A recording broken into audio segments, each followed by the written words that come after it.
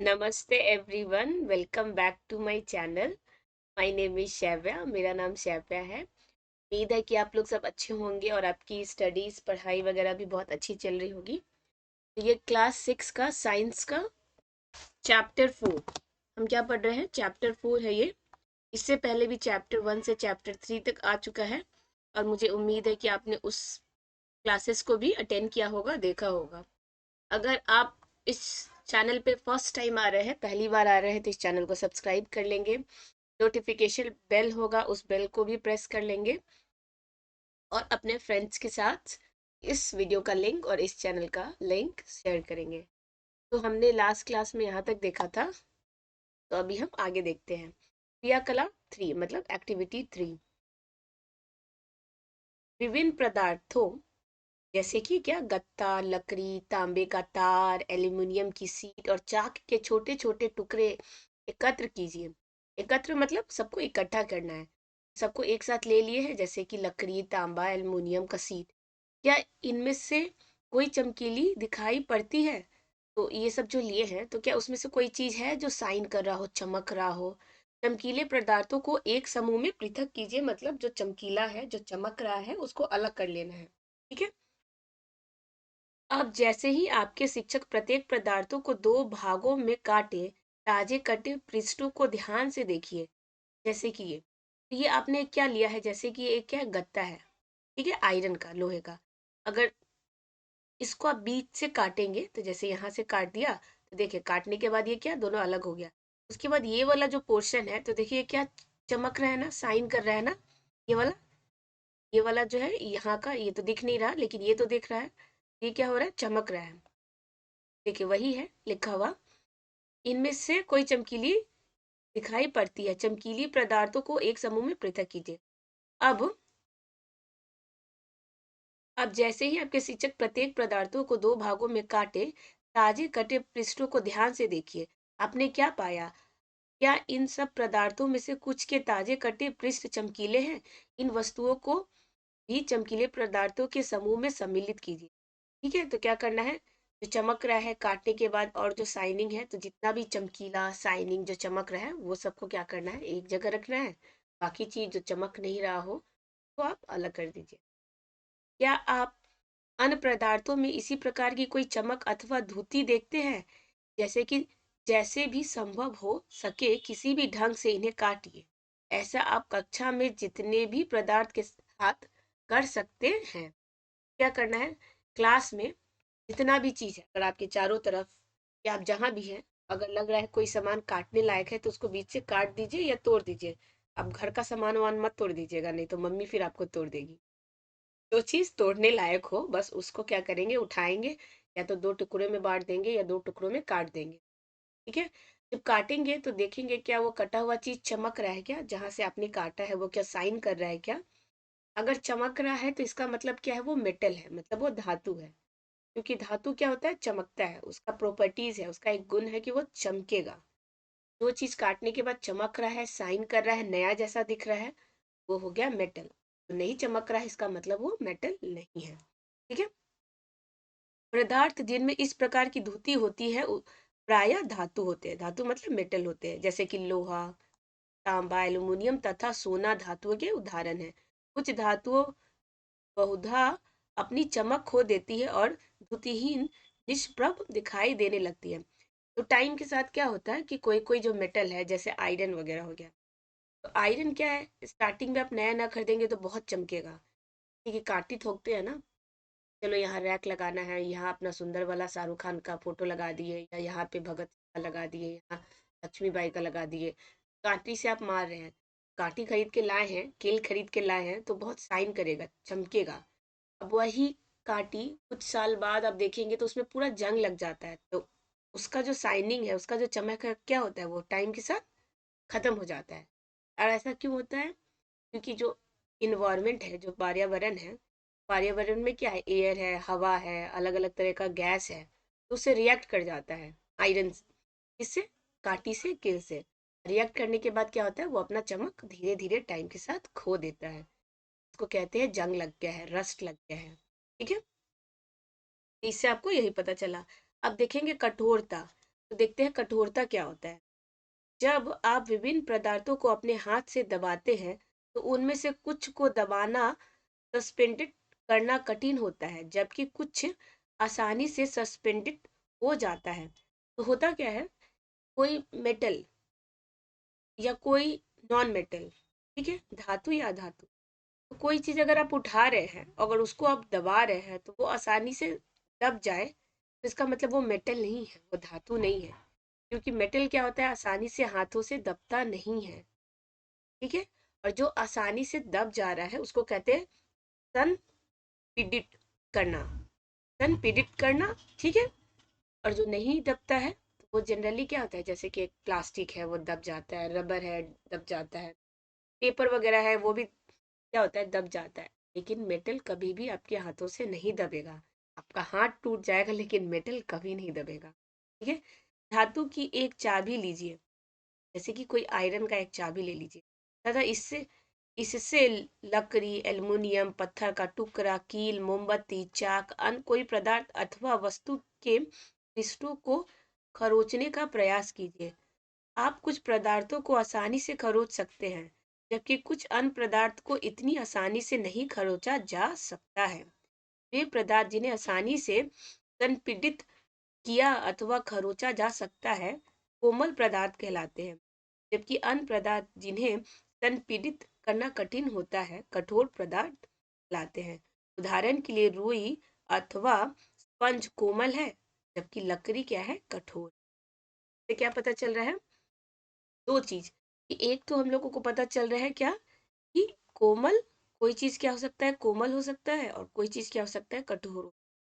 जैसे कि अपने आसपास से कुछ चीज उठा लिए, जैसे चौक उठा लिए, पेंसिल उठा लिए, कुछ मेटल का है, आयरन हो गया, कील हो गया, उसको उठा लिए, हथौड़ा उठा लिए। अब उस चीज को रगड़ना है, जब आप रगड़ेंगे तो कोई चीज क्या होगा, आसानी से रगड़ा जाएगा, और कोई चीज रगड़ाएगा ही नहीं, तो उसमें एकदम का मटेरियल कभी भी कम नहीं होगा।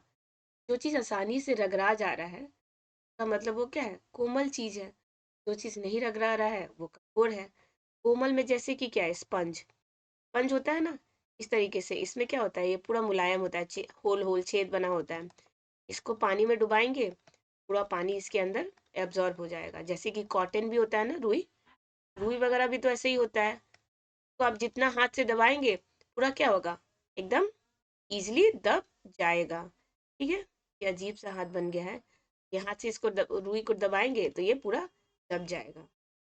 और वही ले लेंगे क्या, लकड़ी, तो लकड़ी को हाथ से दबाएंगे तो लकड़ी क्या दब जाएगा, नहीं दबेगा, ठीक है।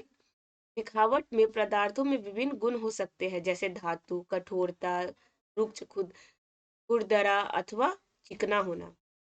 तो धातु दिखावट मतलब देखने में हो सकता है, बहुत सारे पदार्थ के गुण, देखिए प्रॉपर्टीज वगैरह क्या है, अलग हो सकता है। जैसे कि कोई कठोर हो सकता है, कोई खुरदरा हो सकता है, कोई बहुत चिकना हो सकता है। क्या आप अन्य गुणों के बारे में सोच सकते हैं जो किसी पदार्थ की दिखावट का वर्णन करते हैं। तो आपको क्या करना है, कमेंट में बताना है कि कोई चीज आप देख रहे हैं तो उसका दिखावट मतलब वो लुक, कहते हैं ना देखने में कितना सुंदर लग रहा है, वैसे ही कोई चीज देखने में कितना सुंदर है, उसका क्या प्रॉपर्टी है, वो आपको किस तरीके से दिख रहा है। क्या वो बहुत चमकीला दिख रहा है, क्या वो बहुत ज्यादा खुरखुरा दिख रहा है, क्या वो बहुत ज्यादा मुलायम दिख रहा है, क्या वो बहुत ज्यादा सॉफ्ट दिख रहा है, इसको आपको कमेंट में बताना। अब देखेंगे विलय अथवा अविलय। विलय का मतलब जो घुल जाता हो, सॉल्युबल होता है, जो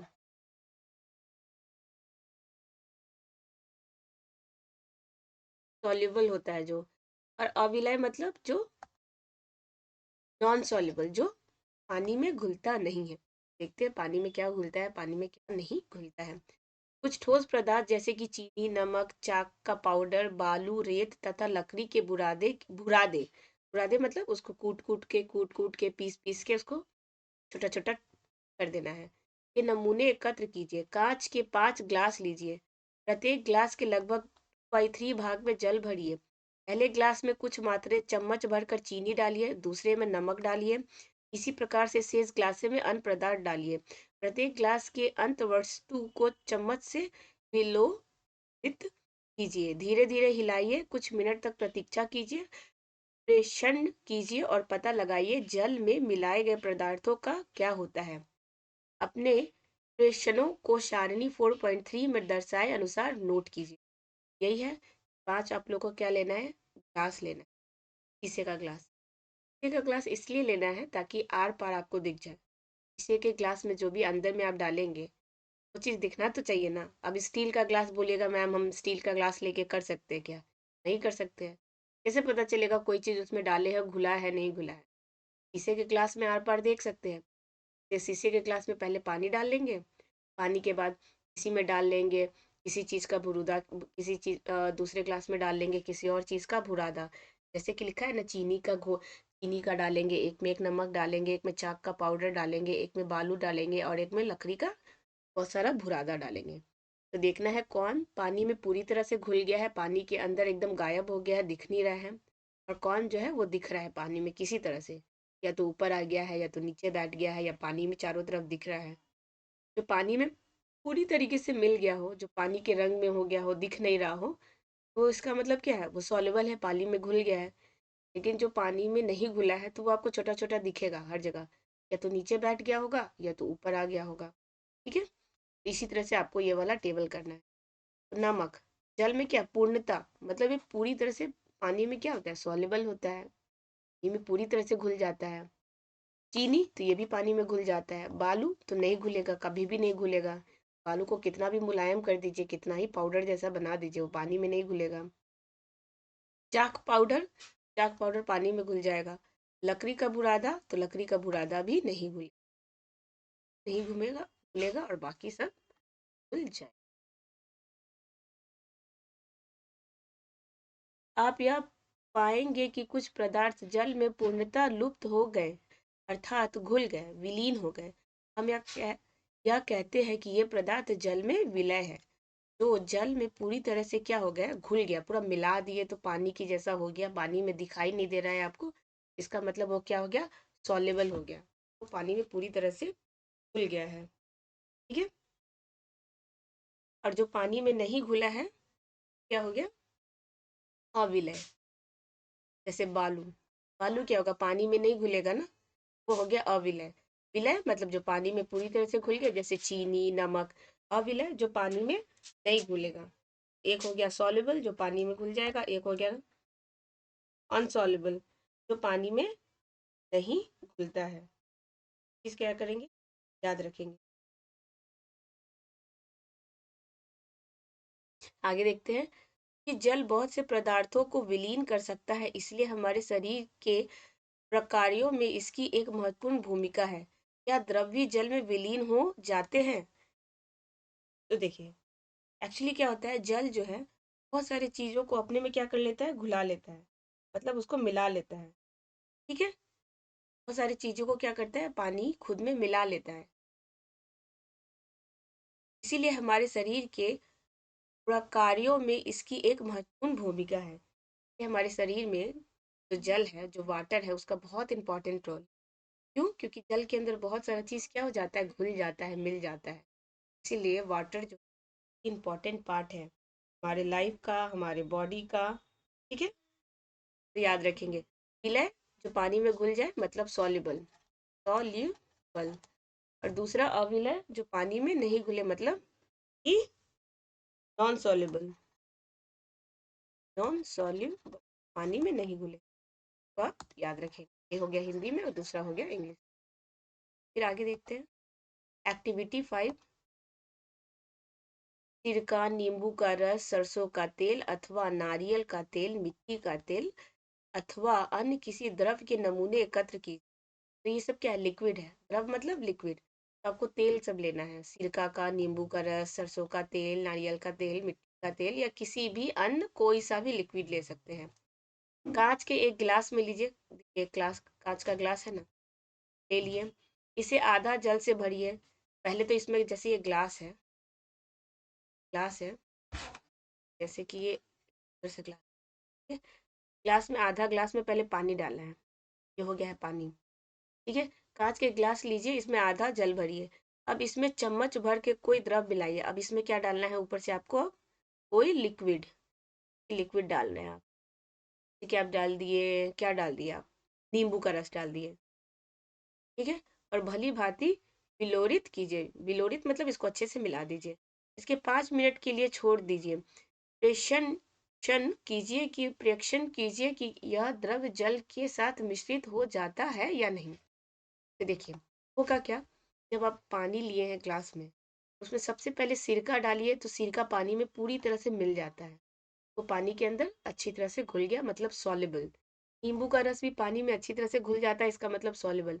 सरसों का तेल नहीं घुलेगा, ये इसकी तरह दिखेगा। देखिए ऊपर में जैसे ये आ गया ना इतना पोर्शन, ये तेल है और यहाँ पानी है, तो दोनों अलग हो गया है। इसका मतलब जो मस्टर्ड ऑयल है, मस्टर्ड मतलब सरसों का तेल।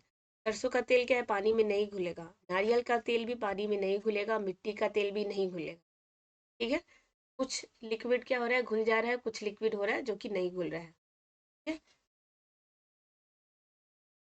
हम यह देखते हैं कि कुछ लिक्विड जल में पूर्णतः मिश्रित हो जाते हैं, कुछ अन्य द्रव जल में मिश्रित नहीं होते और कुछ समय तक ऐसे ही छोड़ देने पर अपनी पृथक परत बना लेते हैं। पृथक परत मतलब, पृथक का मतलब होता है अलग करना।